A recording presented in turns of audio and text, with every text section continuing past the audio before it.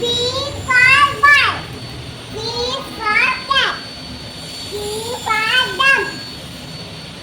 E for elephant. F for fish. G for grass. ಪ್ರಣವಿಗೆ ನಾನೇ daily ಓದಿಸೋದು ಬರ್ಸೋದು ಎಲ್ಲದು. ಆದರೆ ಇವತ್ತು ನಮ್ಮ ತಂದೆಯವರು ಬಂದಿದ್ದರಿಂದ ಅವ್ರ ಹತ್ರ ಸ್ವಲ್ಪ ಓದಿಸು ಅಂತ ಹೇಳಿದೆ. ಪ್ರಣವಿನೂ ಖುಷಿಯಾಗಿ ಅಜ್ಜನೊಟ್ಟಿಗೆ ಕೂತು ಓದ್ತಾ ಇದ್ದಾಳೆ. ಮೊದಲು ಎ ಫಾರ್ ಆ್ಯಪಲ್ ಅದೆಲ್ಲ ಸಣ್ಣಗೆ ಹೇಳ್ತಾ ಇದ್ಲು, ಸ್ವಲ್ಪ ಜೋರಾಗಿ ಹೇಳು ಅಂದಿದ್ದಕ್ಕೆ ಎಷ್ಟು ಜೋರಾಗಿ ಕುಗ್ಗಿ ಕುಗ್ಗಿ ಹೇಳ್ತಾ ಇದ್ದಾಳೆ ನೋಡಿ. ಅಪ್ಪನೂ ತುಂಬ ಖುಷಿಯಾಗಿದ್ದಾರೆ, ಮೊಮ್ಮಗಳ ಜೊತೆ ಆಟ ಆಡ್ತಾ ಓದಿಸ್ತಾ.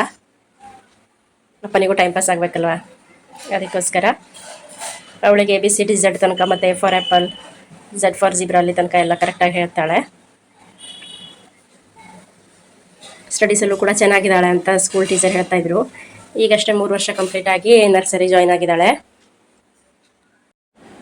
ಮಕ್ಕಳಿಗೆ ಆದಷ್ಟು TV, ಮೊಬೈಲು ಅದನ್ನೆಲ್ಲ ತೋರಿಸೋದಕ್ಕಿಂತ ಹೆಚ್ಚಾಗಿ ಆದಷ್ಟು ಬುಕ್ಸ್ನಲ್ಲಿ, ಟಾಯ್ಸ್ನಲ್ಲಿ ಅದರಲ್ಲೇ ಟೈಮ್ ಸ್ಪೆಂಡ್ ಮಾಡಿದರೆ ತುಂಬ ಒಳ್ಳೆಯದು.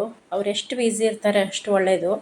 ಅವ್ರ ಮೈಂಡ್ ಕೂಡ ಡೆವಲಪ್ ಆಗುತ್ತೆ, ಹಾಗೆ ಅವರ ಆರೋಗ್ಯ ಕೂಡ ಡೆವಲಪ್ ಆಗುತ್ತೆ.